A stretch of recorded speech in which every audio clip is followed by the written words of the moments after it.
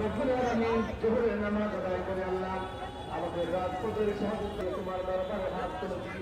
মেহরবানি করে আজকে আমাদের জানাজার নামাজ রাজপথে আমরা যুদ্ধ করেছিলাম সেনানি শেখ হাসিনা ওয়ানে দুঃখাত আন্দোলনে ঘরে ঘুমাতে পারিনি, বাসায় থাকতে পারিনি, কয়েক রেলেকে ডান হাতে আমল আমাদের আল্লাহ বিদ্যুৎ থেকে চেয়েছিলাম সেই বাংলাদেশ গঠনের দেশনায়ক তারেক রহমানের ৩১ দফা বাস্তবায়ন করার জন্য রাষ্ট্রের সহযোদ্ধাদের হত্যা করা হবে। আমাদেরও কিন্তু স্পোর্টসের বাস খুলে যাবে।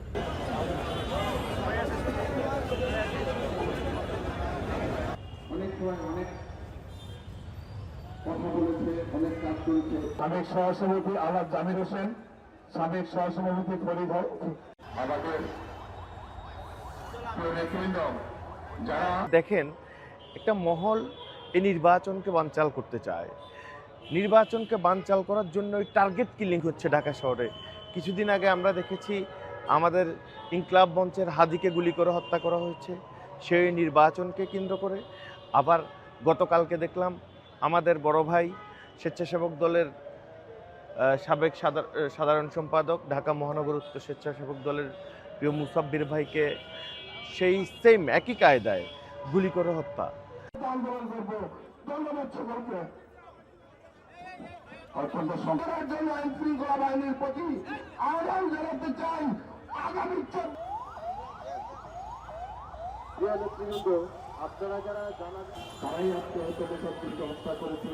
আমরা এই হত্যাকাণ্ডের চিত্রবৃন্দ প্রতিবাদ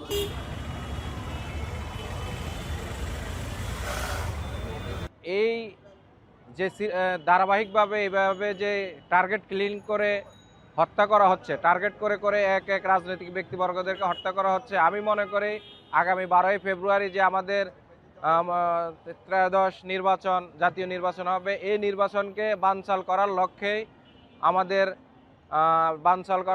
বাংলাদেশকে একটা অকার্যকর করার জন্যই এটা আসলেই আমি মনে করি ফ্যাসিস্ট এবং অন্য অন্য যে দলগুলো আছে তাদের একটা যোগসাযোগের মাধ্যমে যেন নির্বাচনটা বানচাল হয়, এই বানচালের জন্যে ধারাবাহিকভাবে হত্যাকাণ্ডগুলো চালানো হচ্ছে। স্বেচ্ছাসেবক দলের সাবেক সভাপতি মুস্তাফিজুর রহমান, সাবেক মনোনীত প্রার্থী এস.এম. জাহাঙ্গীর হোসেন, স্বেচ্ছাসেবক দলের সাবেক যুগ্ম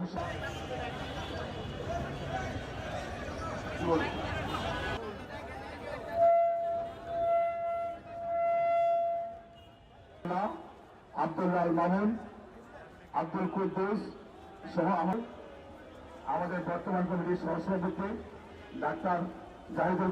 Jelajahi cara baru mendapatkan informasi. Download Metro TV Extend sekarang.